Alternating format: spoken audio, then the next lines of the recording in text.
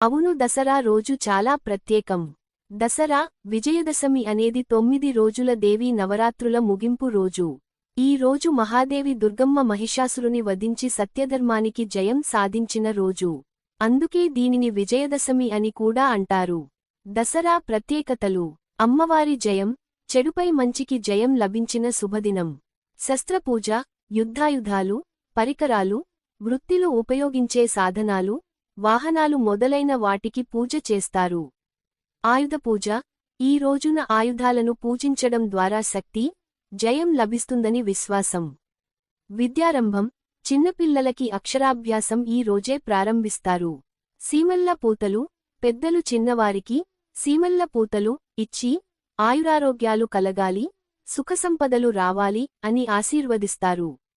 అరచేతిలో పసుపు, వేరుశనగ: కొత్త ఆరంభానికి, సంపదకి చిహ్నంగా పసుపు, ఆకులు పంచుకుంటారు.